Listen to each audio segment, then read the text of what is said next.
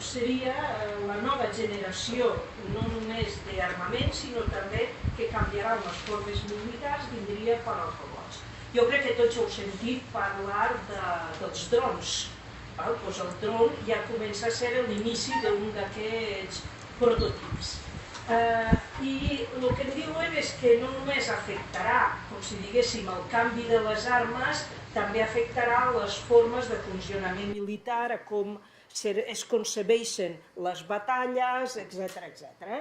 Per exemple, a mode d'exemple, des que tenim els drons, que són els avions no tripulats, els Estats Units ja fa 3 anys que no convoca places per pilot d'avió de combat.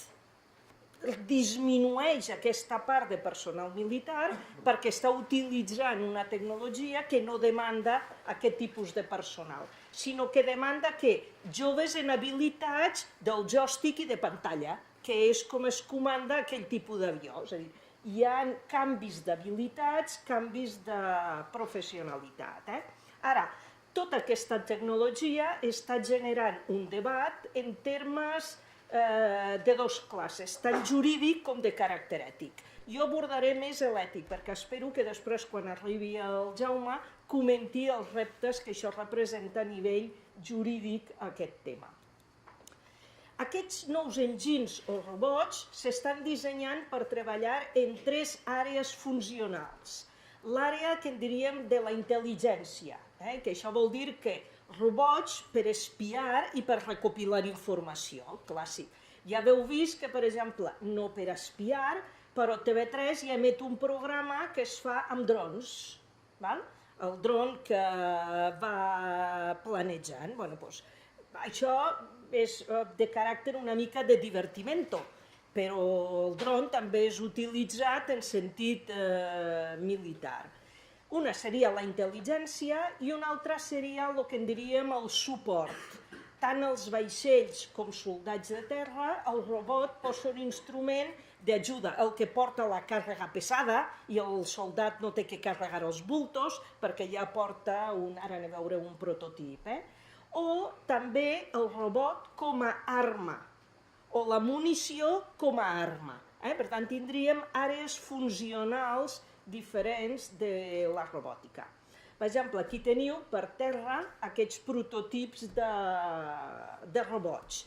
El que veieu a sota de tots és el Big Dog, que és aquest que serviria per portar la càrrega pesada. Té 4 potes, camina, corre, escala i porta càrregues. Va a motor de gasolina i les seves cames són d'acció hidràulica.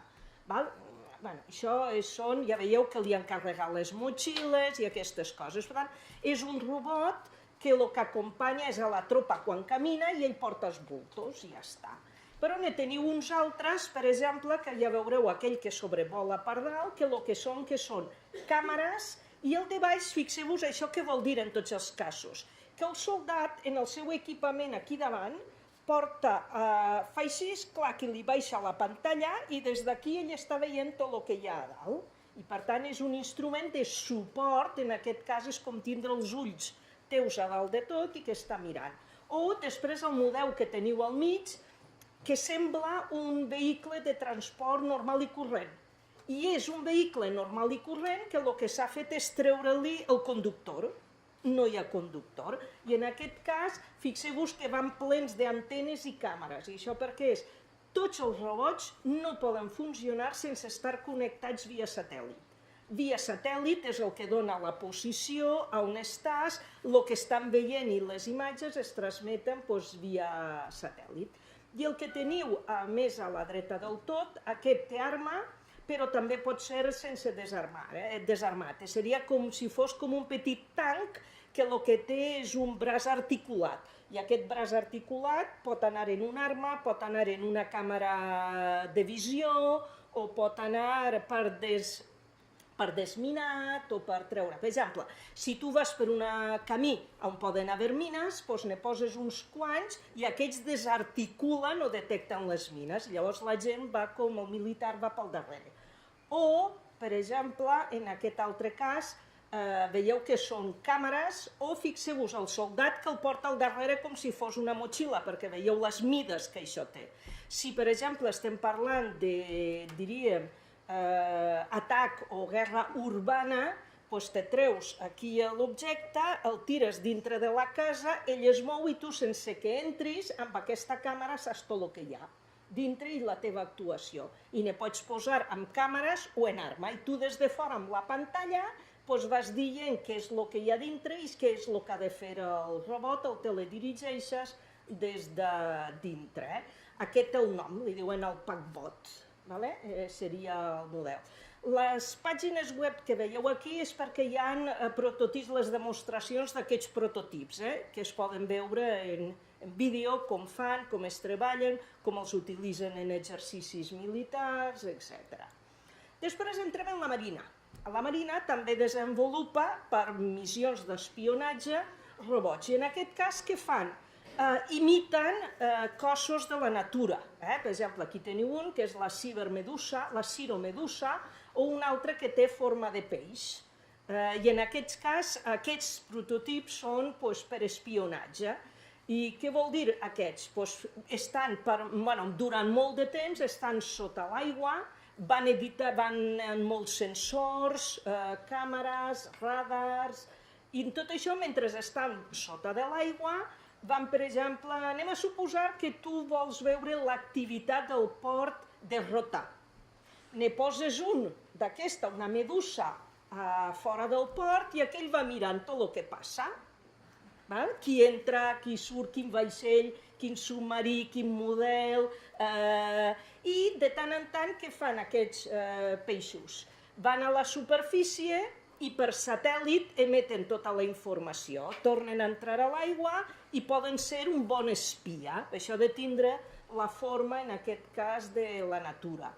Però també necessiten que altres, en aquest cas, diríem, de suport a l'armada. I aquí teniu dos prototips, algun en més o menys forma de tauró, que no sembla com un míssil que té dotació de moltes coses. Aquests, el Shark, que seria el tiburó, la seva missió és caçar submarins. I per tant el que tenen és dotació autònoma, perquè ells poden detectar quina mena de submarí és, de quina categoria, de quin país, etc. I si es considera suficient, què és el que fa? Com que en si ja és una arma, doncs clar, el tires a destruir aquell altre objecte que està sota l'aigua. I altres, com el que teniu a sota, el TREPS, que en aquest cas el que formarien serien una xarxa de sensors al voltant. Que diríem, al voltant de quan es desplacen els portaavions i els bucs de guerra, tu a distància dels teus comandaments poses tots aquests i t'informa a diversos quilòmetres de distància què és el que hi ha per sota l'aigua. Quins enginys poden haver-hi per sota l'aigua. I detecten des de lo més silenciós que pugui haver-hi. Després tindríem els que van per aire, els robots de l'aire. A veure, aquests. De robots de l'aire que tenim, en aquest cas, són prototips de dron. El primer que vam tindre és el Predator. Tingueu present que el dron és invent israelí. El primer que va utilitzar aquest sistema ha estat Israel per fer control dels territoris palestins. Però després això ha evolucionat i se'ls ha dotat de poder portar míssils i, per tant, actuar i atacar com una arma. El primer ha estat el Predator, és desenvolupat en el 1990, utilitzat eminentment, com diu aquí, en missions de reconeixement. Aquest només pot portar 2 míssils i ja ha estat utilitzat en Bòsnia, en Sèrbia, en Afganistan, en Iemen i en Iran. Aquest, un dels problemes que se sap que ha tingut és que el sistema operatiu en el que funcionava el seu sistema era el Windows XP. Llavors va tindre un atac de virus informàtic, es van tindre que aparar tots i ara han canviat el sistema operatiu Linux. I això només ho he posat per què? Perquè és un dels punts flacs que en diríem que preocupa en tota aquesta tecnologia robòtica. I és si tot són sistemes informàtics, el perill que tinguin els virus per o bé inutilitzar-los o bé per què? Per canviar la missió. Per tant, és un dels punts flacs de tota aquesta tecnologia robòtica se centraria en els virus, el que en diríem també la ciberseguretat. L'altre està centrat en els satèl·lits. Cap d'ells pot funcionar sense estar permanentment connectat amb els satèl·lits. El model més actual que s'està utilitzant és el que en diríem el Reaper.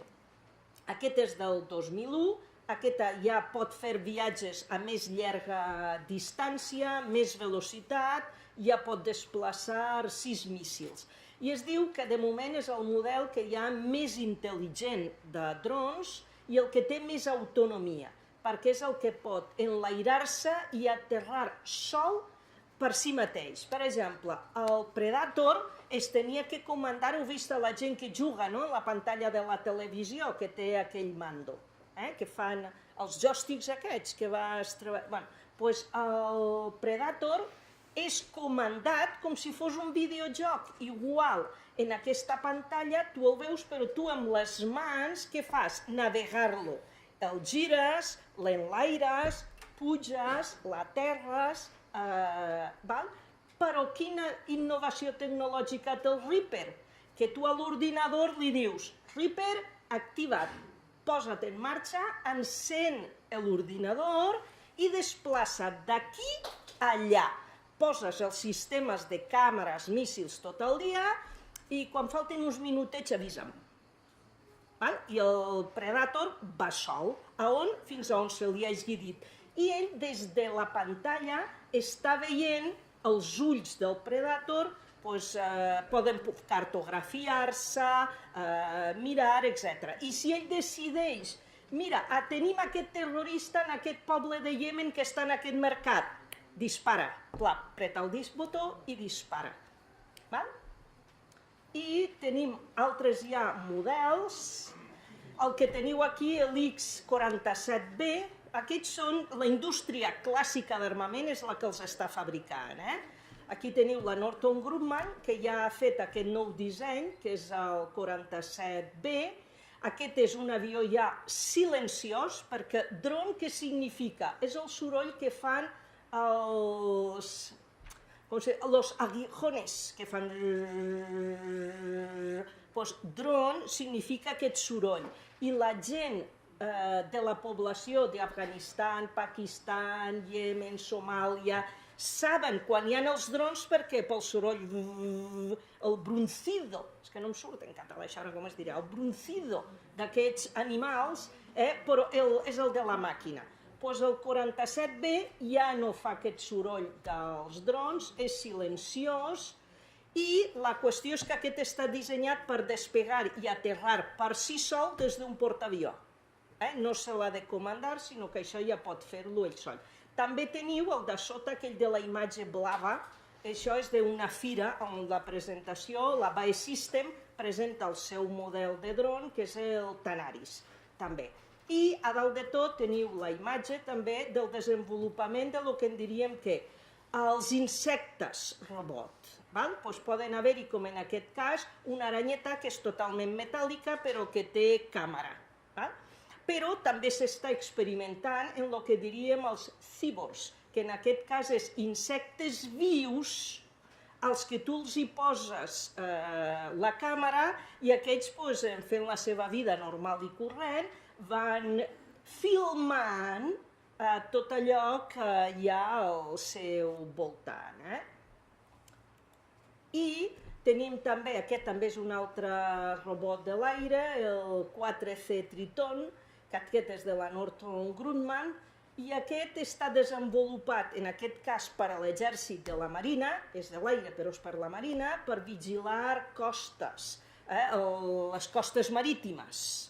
També dir-vos, per exemple, que els drons, de fet, ja s'està un programa utilitzant, per exemple, per al control de la frontera entre Mèxic i Estats Units. I s'ha proposat els drons per vigilar les pateres de Lampedusa, aquí al Mediterrani. És una de les utilitats que en diríem de la robòtica actual. Després, en l'aire, però no en l'aire, sinó diríem en l'espai, que també és l'altre lloc on es pot fer la guerra, tenim aquest altre vehicle, l'X-37B, que és un vehicle orbital. Ja s'han detectat que s'han fet 4 proves amb ell i és un vehicle, doncs això, com si fos un coet que es posa a donar voltes al voltant de la Terra. És capaç de fer un enlairament vertical mitjançant un coet, estar 270 dies en òrbita i a terra en horitzontal ell sol, sense que ningú l'estigui comandant. Actives el programa, és a dir, l'enxufes i dius, posa't en marxa, i ell ja fa tota aquesta operació.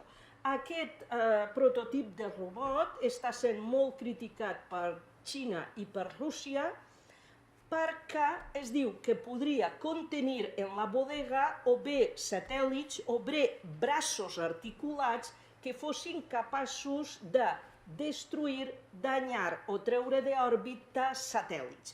Fixeu-vos que estem dient tota la robòtica que s'està desenvolupant en termes militars necessita de satèl·lits i que s'estan fent proves també com per dir com podria fotre els robots xinos o russos. Doncs envio això a l'espai, danyo els satèl·lits que faran el control i inutilitzo els robots de terra perquè estic atacant els satèl·lits de dalt. Així que és com s'estan dissenyant el que en diríem les ciberguerres, no només a nivell informàtic, sinó també en el hard, en aquests termes. Aquests són aquests robots, que ja us he ensenyat abans, i aquí el que tindríem és la munició robot. I aquí us presento 2 classes de municions. Les mines marítimes, si recordeu en les pel·lícules de la Segona Guerra Mundial, la mina era una bola rodona que tenia les punxes que quan un vaixell la tocava feia plaf i es tallava, no? Doncs ara no fa falta que hi hagi un xoc accidental, perquè el que pots fer és poses la mina, que té un sistema d'intel·ligència artificial, i quan la mina detecti que el vaixell que passa és de l'enemic que tinc que atacar, gira i s'estrella contra el vaixell que tingui que atacar. Aquestes mines ja s'han provat i n'hi ha bastantes situades allà en l'estret entre el Iemen i Djibouti, que és per on passen tots els vaixells petrolers.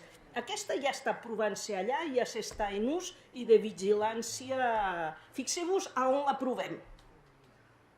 En el lloc estratègic de pas de petroli per aquell estret. I la de sota que teniu el Happy Missile, que és de producció israeliana, que en aquest cas és un missil que no en dius tu des de terra a on ha d'anar, sinó que ell sol, mentre està en vol, pot redirigir-se segons vegi que hi ha els moviments dels altres míssils o què és el que ha de fer. Tindria una certa autonomia. Doncs aquí entrant veuríem que això és ja una realitat, la utilització de robots militars.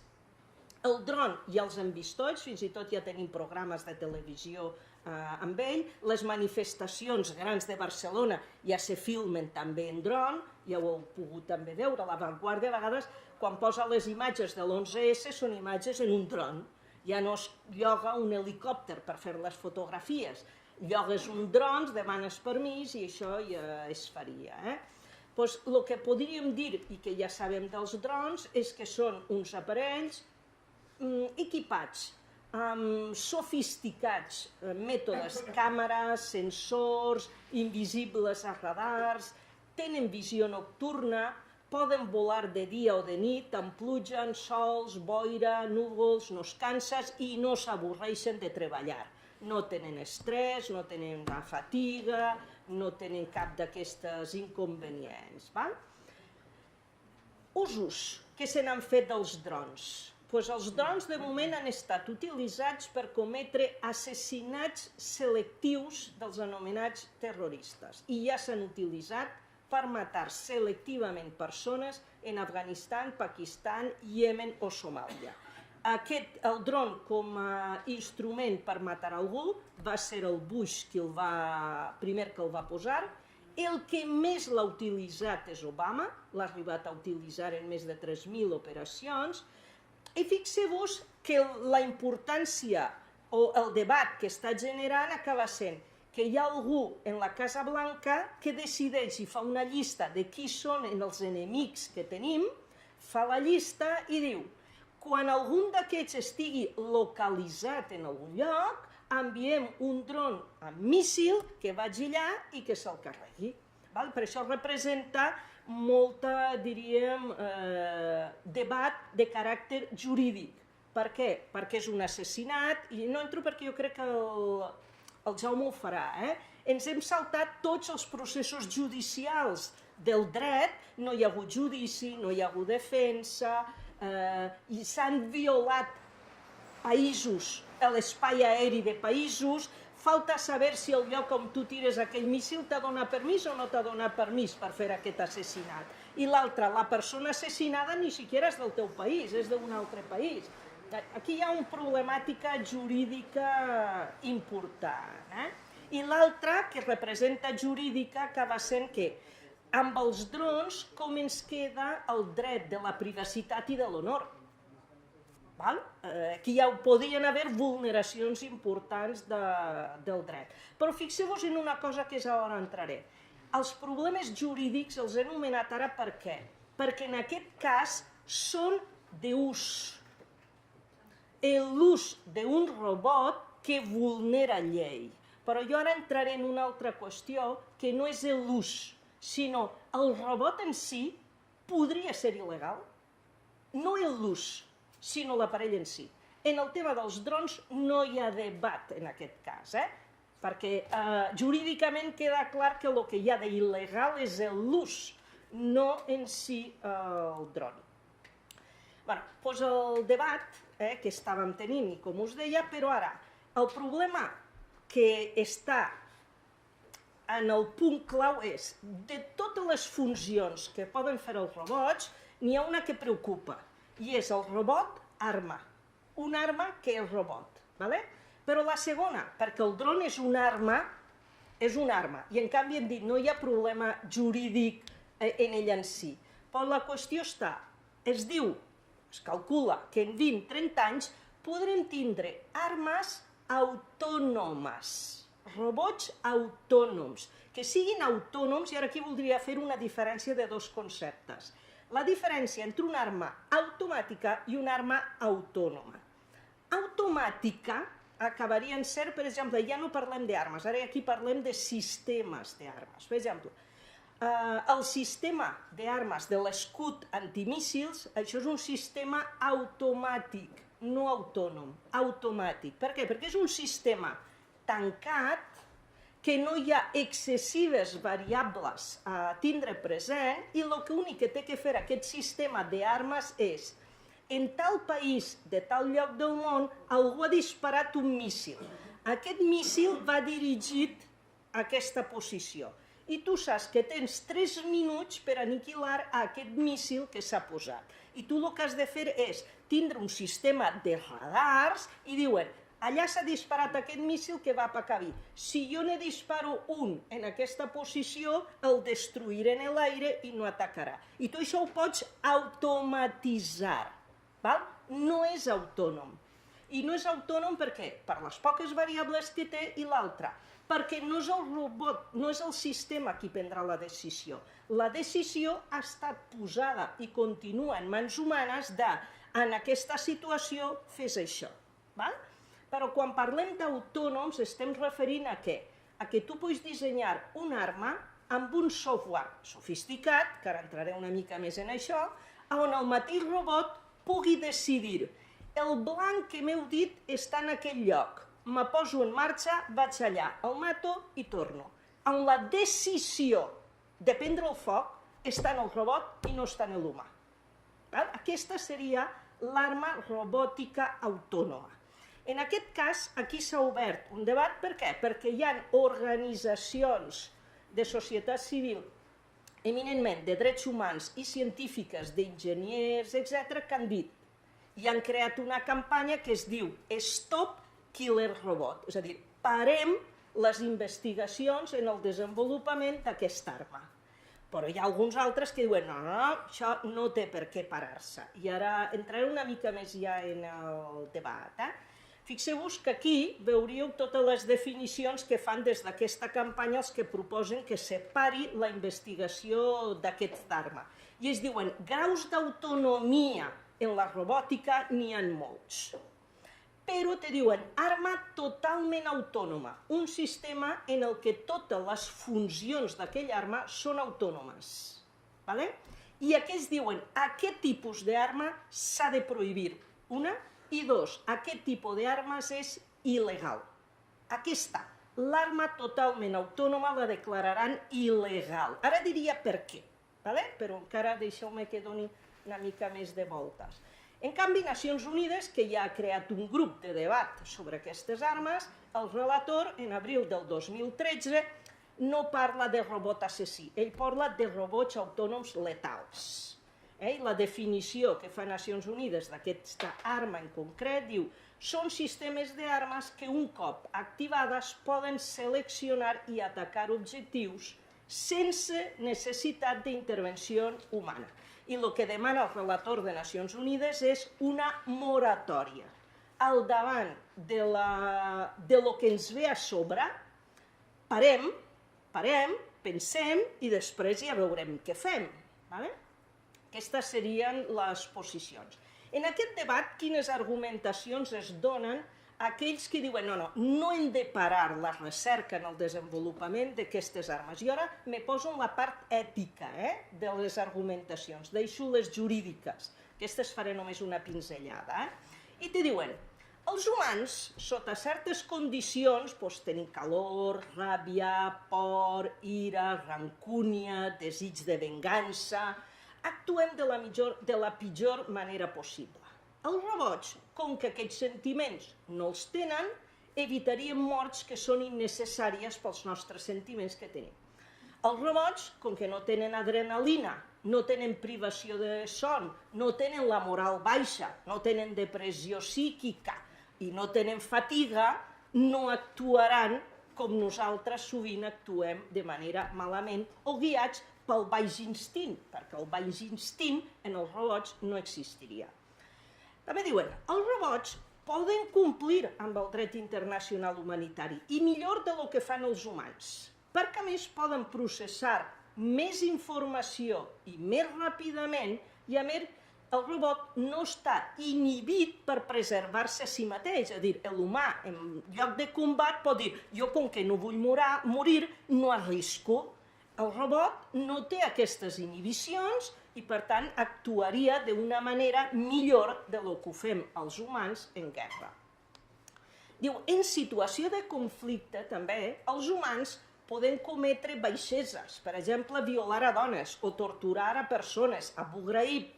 Els robots, com que no estan programats per fer aquesta forma, no causarien danys intencionadament a la població. És a dir, fixeu-vos que al voltant d'aquest discurs sempre hi ha una cosa que és les persones són fal·libles, les persones podem cometre errors, un robot no. Aquests errors que coneixem o que fem els homes no els farien. Fixeu-vos que en definitiva al darrere hi ha com de dir en casos com en la guerra com evitem el factor humà. Com evitem que la persona, que és la que comet errors, això es pugui donar.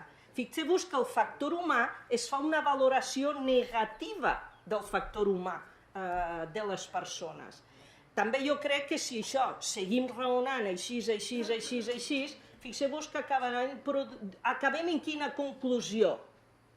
Que els robots són bons, els robots representen en síntesi la civilització. Perquè amb ells eliminaríem tots aquests factors negatius que podem tindre les persones.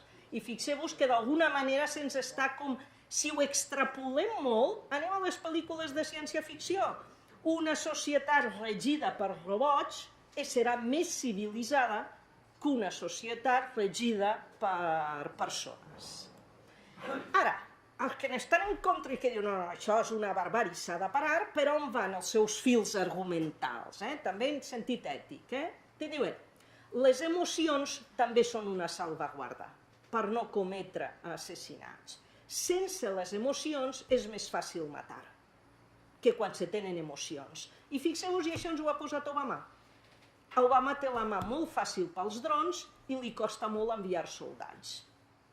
I això també ens demostra que tu, amb màquines com aquestes, al no tindre sentiments, és molt més fàcil perquè la separació emocional no la tens. Jo ja no sento que com és un assassinat, és que ho ha fet un dron, no ho he fet jo, estem deslligant els sentiments, en aquest cas, en les màquines. Però les màquines i els robots també tenen que no tenen sentit comú. Allò que nosaltres diríem, que jo no sabria ni com definir-ho, perquè tots diguem sentit comú, el robot no pot tindre sentit comú. Els robots no tenen compassió, no poden sentir llàstima, no poden tindre una cosa que es diu intuïció. Al igual que un robot no pot utilitzar els trucs psicològics, com guanyar-se la confiança d'un altre, de l'adversari, etc. I aquí entrarem en un altre debat, i és si decidir sobre la vida i la mort de les persones, això creiem que pot requerir visions de conjunt, de comprensió d'intencions, de previsió d'aconteixements, d'intuïció. Aquests valors no es podran tindre els robots. Els robots tampoc no poden preveure les conseqüències dels seus actes. I un humà sí, i un humà pot sentir apenediment d'allò que ha fet, bo o no, però pot sentir apenediment. Els robots tenen que actuar avaluant quantitativament, no qualitativament, perquè les emocions i els sentiments no estan desenvolupats. I aquí també entraríem en decidir la capacitat que poden tindre entre distingir i avaluar si una ordre que ha rebut és il·lícita o no, és legal o no és legal. I com avaluar les ordres en un sentit de context i en un sentit de valors. I aquí només entro en el tema o qüestió jurídica que en diríem, que és el que proposen alguns, i és aquest tipus d'arma s'ha de declarar il·legal. I quins raonaments segueixen? Si l'arma no pot utilitzar els tres principis jurídics que regeixen el dret internacional i el dret internacional humanitari, l'arma és il·legal. I en aquest cas seria l'argument, el principi de responsabilitat. Qui és el responsable quan un robot mata algú? Perquè és evident que un robot no pot tindre personalitat jurídica. I ell no és el responsable davant d'un tribunal dels actes que hagi comès. Llavors queda tot un tema a obrir, que és el de la responsabilitat en els actes que cometin aquests robots. Estaria el principi de proporcionalitat. Si és proporcionada la resposta o no que s'emet per un robot. I l'altre principi és el de distinció. Si un robot és capaç de distingir entre un combatent i un no combatent. Per exemple, un robot seria capaç de distingir a un pastor pastum en l'Afganistan en una AK-47. Si no és capaç de distingir que pel fet que el pastor porti una AK-47 és un combatent o és un pastor. Si no pot distingir-ho, l'arma tindria que ser declarada il·legal. Per tant, aquí tenim que el robot en general està diluint el que ens poden ser les responsabilitats jurídiques i morals en la utilització de la guerra. I el debat que es dona aquí acaba sent el software que guia i que en el que estigui dotada aquesta robòtica es diu ha de contindre el dret internacional i el dret internacional humanitari i ha de contindre també la Convenció de Ginebra. El software ho ha de contindre, totes aquestes coses. Fixeu-vos que això acaba sent que ja poden començar a fer les 3 lleis de l'Asimov posades al dia, perquè ja comença allò a no ser ficció, sinó necessitat d'abordar quin tindrien que ser les lleis per les que s'ha de regir la robòtica. I la qüestió quasi com fonamental és algú creu que l'ètica es pot programar en un software? Aquesta seria qüestió ja que cadascú ha de dir tu creus que això és possible o no? I fins i tot els més confiats del món que diuen sí, jo crec que sí, que tot això ho podem programar-ho en el software. L'altra cosa seria, i quant de temps trigaria un propietari en canviar el software? Per exemple, la CIA. Quina capacitat tindria de canviar-li el software i utilitzar-lo d'una altra manera a la no prevista? Les argumentacions entre els favorables i els detractors acaben dient uns que estan dient, a veure, aquí és tota una nova tecnologia, hem de confiar en que ho farem i ho farem bé, hem de confiar en que sabrem fer-ho bé, que no utilitzarem malament aquests robots, i posen l'exemple del cotxe. Quan vam inventar el cotxe, la gent tenia por, els atropellàvem en el carrer. Quan vam inventar el cotxe no teníem carreteres, no teníem codi de circulació, no teníem sistema penitenciari, i tot ho hem anat desenvolupant, perquè al llarg de la història hem anat integrant aquesta tecnologia i creant els instruments jurídics, social, etc. Però hi ha uns altres que diuen, sí, però quan van crear la bomba atòmica, què? La vam crear i després estem en les conseqüències d'aquest tipus d'instrument. Per tant, el tema, com si diguéssim, jo crec que no és massa fàcil i en el fons acabaríem quasi com dient el repte que també podem tindre, no el repte, és quasi com una qüestió moral de persona. Què és el més humà que tenim? Quina és la característica humana més pròpiament nostra? Mireu, ja està utilitzant una mala paraula, és la capacitat de cagar-la. És la llibertat de que tot el que fem no té per què estar ben fet. Aquesta és la característica humana més rellevant, que tenim la capacitat de prendre una decisió i pifiar-la. I estem dient, no, en el robot volem arribar a un món perfecte amb aquestes capacitats de pifiada que tenim els humans, l'estem eliminant, amb la qual cosa, en el fons, en el debat estem dient és que una societat regida amb normativa robòtica és més humana que una feta pels propis humans, perquè els robots seran més humans que nosaltres. Això què s'està fent? Des del 2013 que Nacions Unides ha tingut aquest debat, hi ha el que en diuen las altas partes contratantes de la Convención sobre prohibiciones o restricciones de empleo de ciertas armas convencionales, aquest grup, que té aquest nom, dintre de Nacions Unides, ha reunit ja 2 vegades experts en aquest tema. A l'abril del 2014 i a l'abril del 2015 s'han fet 2 reunions. Els debats en aquestes reunions giren al voltant de 4 eixos. Qüestions de caràcter tècnic, i en aquest cas entren, per exemple, que si serien o no fiables en la seguretat, els virus informàtics com entrarien, els atacs en els satèl·lits, qüestions d'aquestes. Altres qüestions de caràcter ètico-sociològic, part de les que us he estat aquí anomenant. Qüestions de caràcter jurídic, del dret internacional i del dret humanitari, ara posaré un exemple del que ja s'ha parlat, i aspectes de caràcter operacional i militar. Per exemple, com queda la línia de comandament dintre dels robots? I això vol dir qui assumeix les responsabilitats d'un acte quan és comès per un robot. I dintre d'alguns punts en concret, conceptes que s'estan debatent en aquestes reunions és el significat d'un control humà significatiu, perquè aquí acaba sent el robot, cada cop estem veient que tenim enginys més autònoms. No hem arribat a l'autonomia total. Cada vegada tenen més autonomia aquests robots. Què significa que la persona humana tingui un control significatiu sobre aquest robot? Què significa això? A on arriba aquest concepte?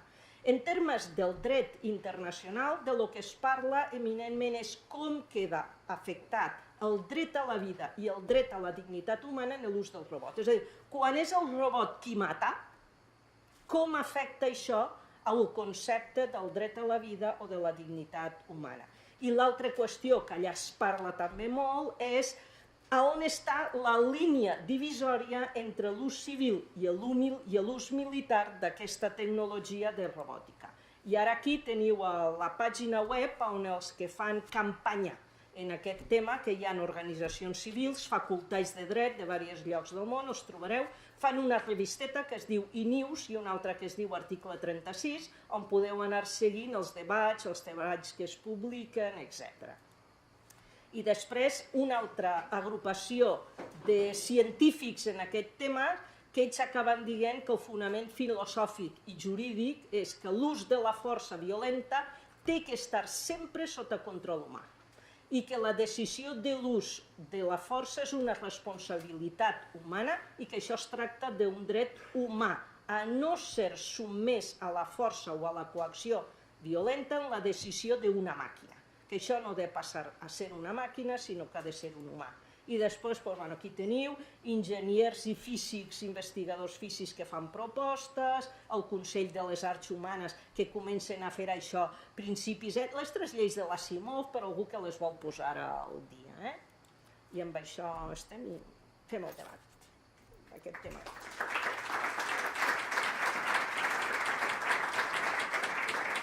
Molt bé, 3 quarts d'hora clavats. Molt bé. Me costava, No, però has dit tot el que havies de dir, no? Bueno, anem molt bé de temps, tenim mitja hora fins a les 12. Com sempre, breus. Un aquí i un allà. Ian, ese señor mayor de aquí. He fet expressament per putejar-lo, No, això. No, al final és un debat més acadèmic que res.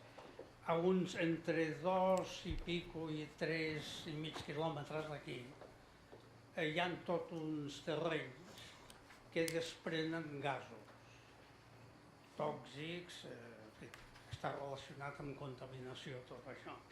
Aleshores, tot això, l'informe s'ha fet a base de drons. Si el dron va allí, no sé si ell mateix ja té capacitat d'analitzar els elements. No, té sensors i ho envia. Suposo que és així. Però aleshores la cosa és la següent. Jo vaig caure a la trampa de pensar, mira, una utilitat militar serveix per coses bones, com ara sapia la contaminació. Quan la lògica em diu que tant el submarí com l'avió primer no es van pensar pas militarment, és ràpidament ells que van dir li trobarem un ús nosaltres. La pregunta és aquesta. Acumulem 3 preguntes, Vale. Vols boli o...? Sí. El senyor té la camisa així... Gràcies.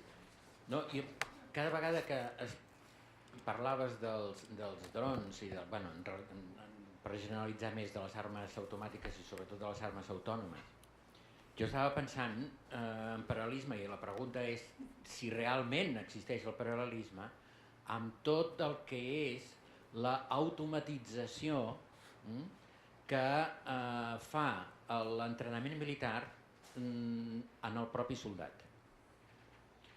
És a dir, que moltes d'aquestes coses que èticament tu dius que serien d'estudiar i que són aplicables al concepte d'arma autònoma, també ho és el soldat.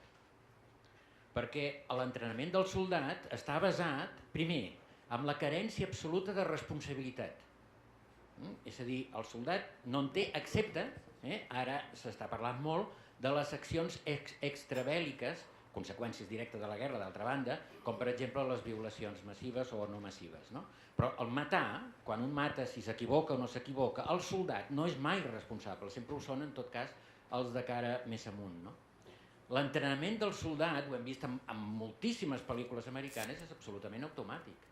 És la frase aquella, dispara, primero dispara i després pregunta, que és aplicable també en el tema d'això. A veure, el fet de que es diu reiteradament, està prohibit pensar dintre de l'exèrcit. És a dir, el soldat ha d'actuar automàticament, vull dir que contra més automàtic, més ràpid actua, i tot l'entrenament està dirigit a això, és a dir, d'alguna manera estem robotitzant, o hem estat robotitzant des de fa molts anys, en el soldat. Per exemple, un dels detalls que deies, l'empatia.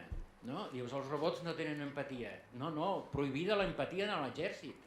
És a dir, d'un songuar que un soldat es pensi que aquella sombra que hi ha allà pugui pensar que igual és una dona amb el seu nen, m'entens? Perquè ha de disparar, perquè la protecció, etc. M'entens? És a dir, que l'entrenament militar realment és la primera perversió que hi ha molt abans jo crec, de l'automatització, que no és res més que un seguit i una conseqüència, no?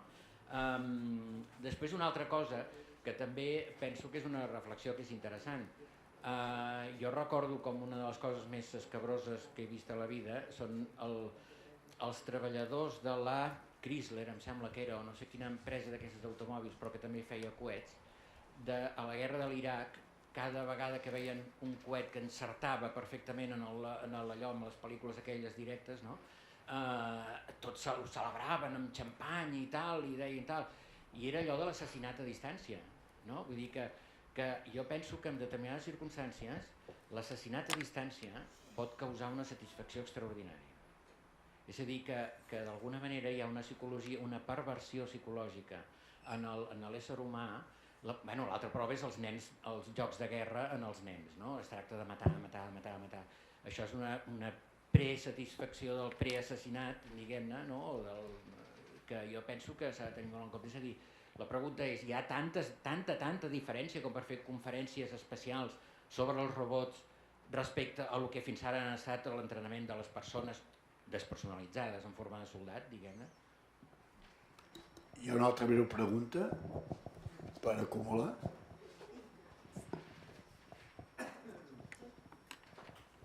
Acumulem aquestes tres.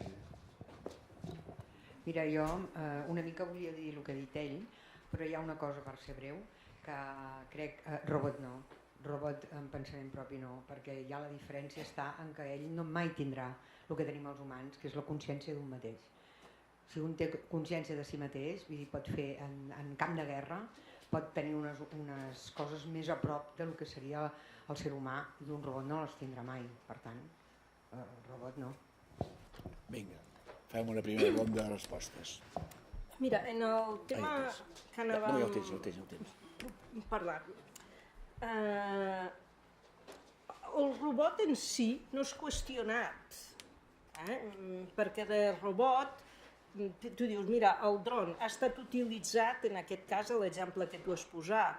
El dron per apagar incendis, per exemple, es considera que podria ser bo, perquè fins i tot el pilot, quan està apagant un incendi, és conscient del risc que la seva vida corre i no s'arrisca tant. I es diu, i el dron podria arriscar-se una mica més de lo que s'arrisca una persona. Per exemple, en un dron podríem seguir operant en aigua de nit.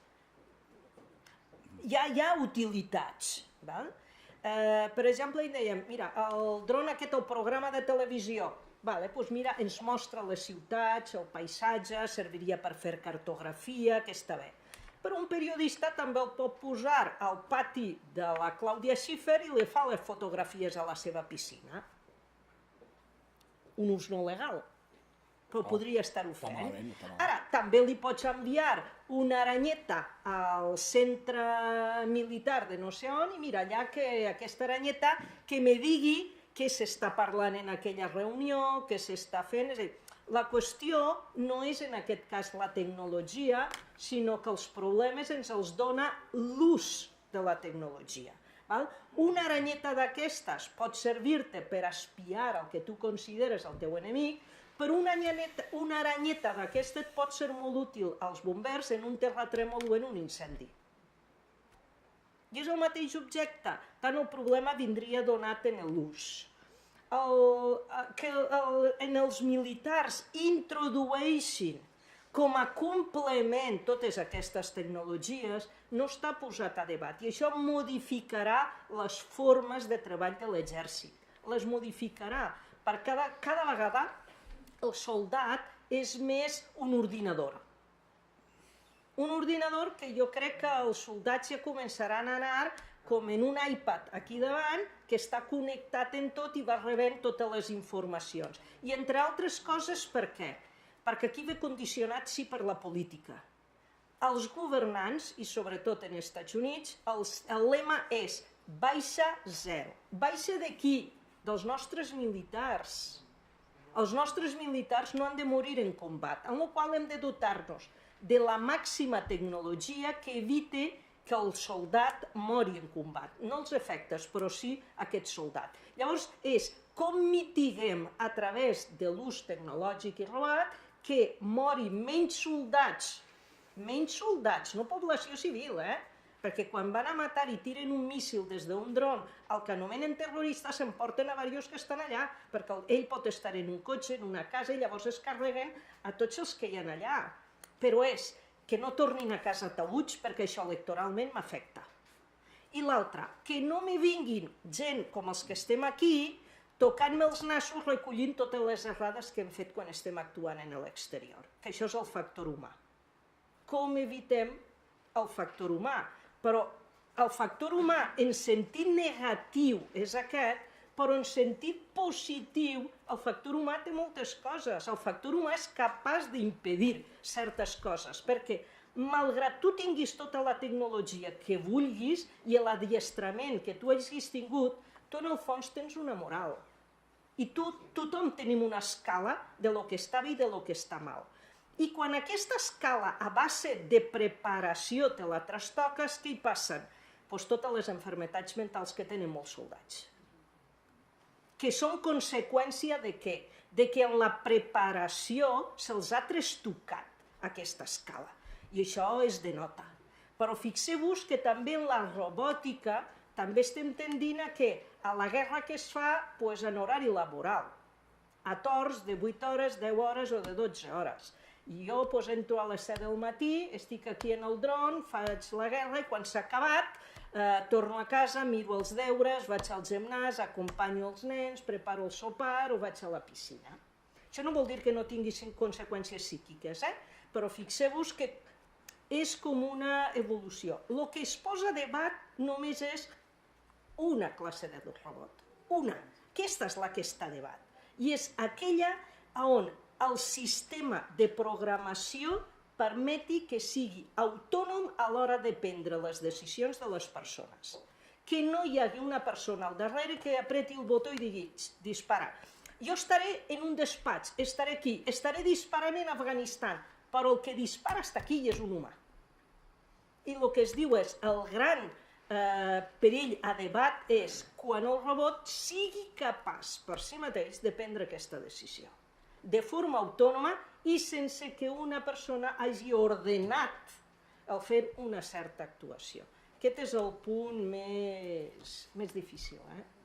És el que està realment a debat. I no està la robòtica, i no hi ha un debat de caràcter tecnològic.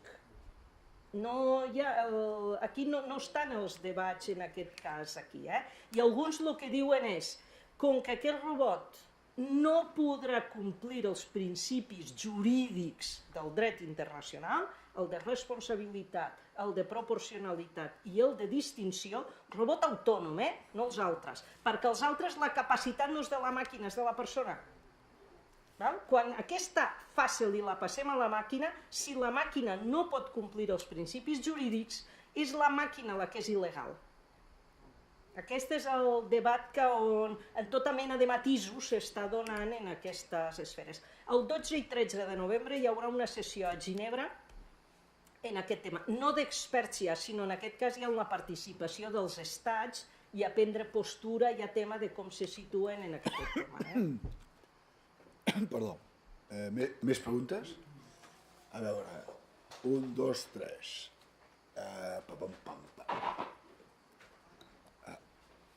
Aquella señora de la camiseta amarilla de la primera fila de la segunda parte.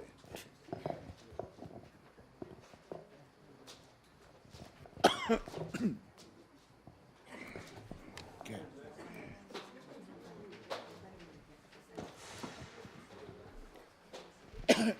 No.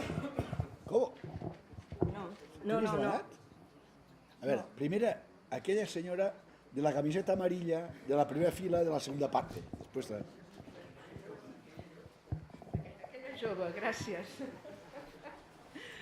Jo he trobat fascinant tot el que planteges perquè per mi era molt nou, tot i que connecta amb el vell debat de com podem dirigir la recerca que fem els humans. Perquè intueixo i pregunto que és a dir, la campanya de dir pareu, no fabriqueu aquests robots autònoms, podria ser pareu la recerca en com fer que aquests que aquests robots siguin autònoms. Tot i que penso que potser algú podria dir però aquests robots autònoms podrien tenir alguna aplicació no militar. Bé, m'encantaria seguir fent més preguntes, però penso que els meus companys també tenen. Tu lo estuviste demanant, no? La senyora de Flores. Després hi ha aquí... No, la senyora de Flores. La senyora de Flores... Després hi ha aquí, però per qui m'havia demanat alguna altra persona? Sí, per aquí. Qui havia demanat per aquí davant? Vale, aquí i allà. I tancarem, moltes gràcies, Tica. Va. Ha sigut molt interessant. Jo també comparteixo amb la Montse que és una reflexió molt important. Jo volia repescar una mica la idea del Joan Gaia quan deia que en el fons no fan més que desenvolupar la militarització de la vida, diguem, i que en aquest cas s'hi afegeix l'alta tecnologia, però que no fa més que seguir un discurs d'aquest estil. I només vull deixar una qüestió aquí. Per què no s'investiga també? Quan en comptes de separar, allunyar de l'experiència, posar-ho ben lluny i utilitzar sistemes mecànics que ens deixen al marge, que és de fet la tècnica del dron, no es fa l'experiència inversa. Clar, ja sé que això és utòpic, que vaig a dir jo, però em sembla que és bo que ho pensem. Què passa quan s'ajunten? Estava pensant en Soldados de Salamina, per exemple, i estava pensant en bastantes obres literàries i en les experiències que aquí hem tingut, que ens han explicat del terrorisme d'ETA i de les víctimes d'ETA quan són capaces d'establir contactes. És a dir, per què no hi ha investigacions serioses sobre el poder de l'empatia, de la comprensió de l'altre per frenar justament l'agressivitat? A mi em sembla que aquesta és una línia que valdria la pena dedicar-hi forces hores, perquè hi ha algunes experiències de les que mai o que en parlem poc, però que van en aquesta direcció i que em sembla la part positiva que també hauríem d'estudiar. Esta senyora aquí, després vostè. Aquí, jo, Ian, aquí, i després aquest senyor. La quarta persona empezando por aquí.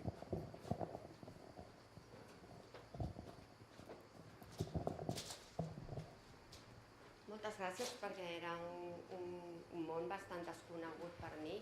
De totes maneres, quan tu parlaves, jo estava pensant en que ara el que estem negociant és en països que han desenvolupat la capacitat de fabricar la bomba atòmica. Llavors, mentre solament hi havia un que tenia la bomba atòmica, em sembla que ara estem en la situació igual, que tenim una bomba atòmica només d'una banda, però que el que ens haurem de plantejar és que d'aquí uns anys aquesta capacitat no la tindrà solament una part del món, sinó que la tindran altres països. Llavors, poder que sí que ens plantejarem l'ús pacífic d'aquesta tecnologia, que és molt bona en si, però serà quan els altres països que considerem enemics tinguin la capacitat de desenvolupar aquesta indústria. Bé, l'última pregunta, aquí el senyor Ordelli. Ja és l'última,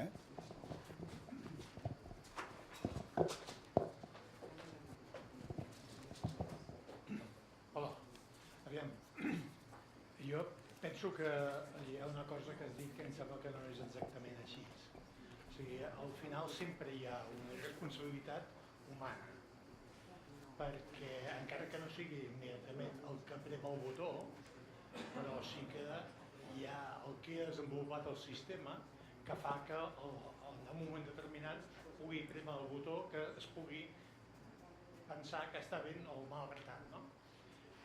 Jo crec que estem aquí en portes d'exemples d'això que portaran, diguem-ne, un canvi substancial, fins i tot a nivell jurídic, que ens afectarà a tots, que és el tema dels automòbils sense conductor. És una cosa que ja està funcionant i que d'aquí 4 dies hi serà.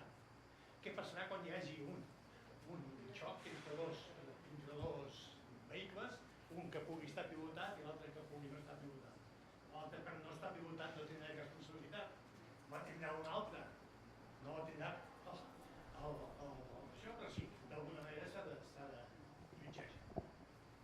Bé, som-hi, doncs. En el tema de la recerca, aquest és un punt que es parla. Per exemple, l'últim paper presentat, per exemple, pel Japó en aquesta conferència i en aquest tema, acabava dient, aquí el que hem de debatre en aquest punt és on estaran les línies divisòries, perquè el terme de recerca és molt ampli. Hem d'aturar-ho tot o què és exactament el que se tindria que aturar? Això només ho posen com a dubte, és a dir, reflexionem sobre el què, on posem la línia. Hi ha alguns que diuen, mira, millor no entrem, no passem a que la intel·ligència artificial arribi fins a aquests extrems i per tant fem ara prevenció.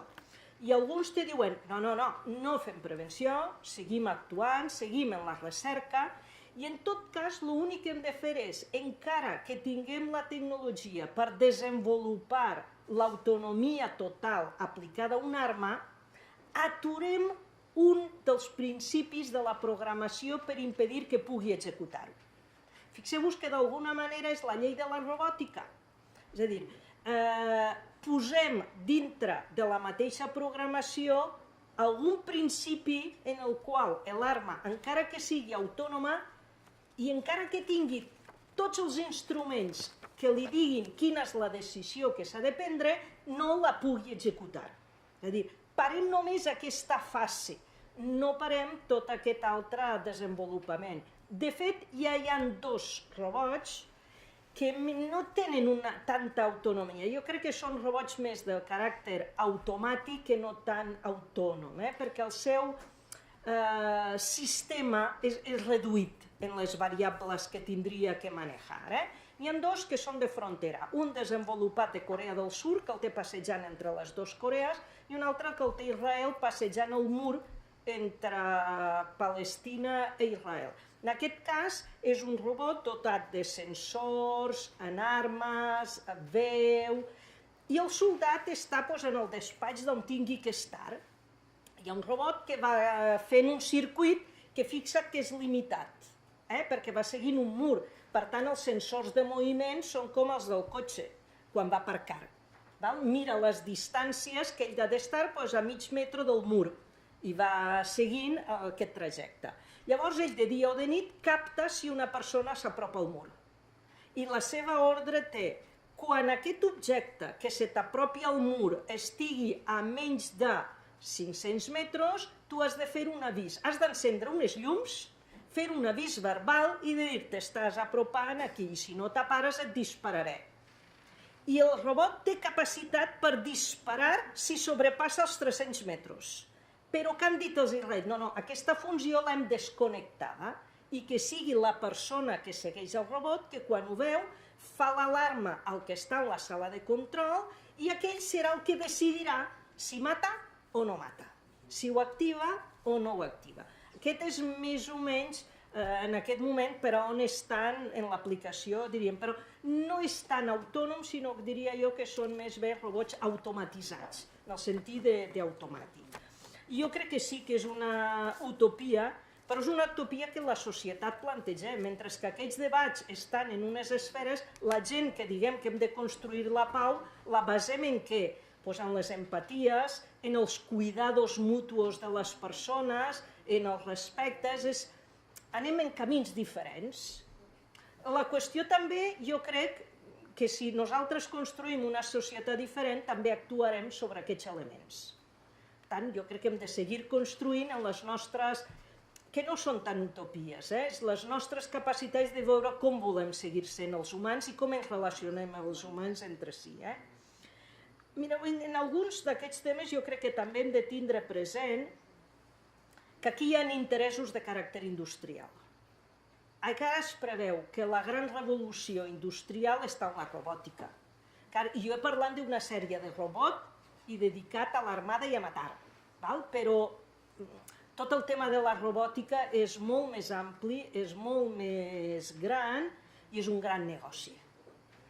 I fixeu-vos que la indústria militar clàssica ha fet aliances amb altres indústries des de qüestions més d'informàtiques, abordant qüestions de seguretat, però també en aquestes, per confecció de nous prototips. Entre altres coses, per què? Perquè el mercat clàssic d'armes ja està saturat.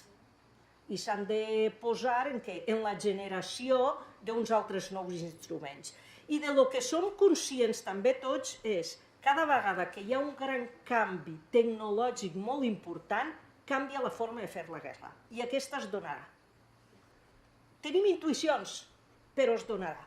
Perquè tot canvi tecnològic, des que hem deixat de matar-nos en pedres o en pals, cada vegada que hem fet un canvi tecnològic rellevant, hem canviat la manera de matar-nos i de fer les guerres i d'utilitzar aquesta violència amb finalitat política, que és de lo que continuem estant. I quan, per exemple, parlem de ciberseguretat, jo crec que hem de tindre present que el que més preocupa als nostres governs no és tant l'espionatge dels nostres correus electrònics. Jo crec que això són pràctiques de software dels big datas. El que importa en aquest moment i és rellevant és l'espionatge industrial, perquè està sent essencial en aquest punt. Totes les indústries i tots els governs industrials han apostat per models diferents i la qüestió és qui se'l guanyarà, perquè el qui el guanyi en el model que s'acabi implantant és el que farà el negoci. Hi ha molt de diner en joc en aquest tema. I l'altre tema que esteu plantejant sobre, diríem la cadena de responsabilitat. Alguns, els que estan a favor de que tot això no s'ha d'aturar, tenen un plantejament i diuen hem d'aplicar la legislació que tenim a les mascotes. Quan un gos fa mal, ha sortit al carrer i ha mossegat algú el gos. És responsable el gos? No, és el propietari. Doncs aquí te diuen el mateix. El robot no pot tindre personalitat jurídica, per tant no és responsable davant de cap jutge. Imagineu-vos, un jutge, una sentència que és desconnectar-lo de la llum, apagar-lo, és la sentència que li podríem aplicar al robot, això no té sentit. Però llavors sí que se comença a obrir de dir, i quina seria la cadena de responsabilitats?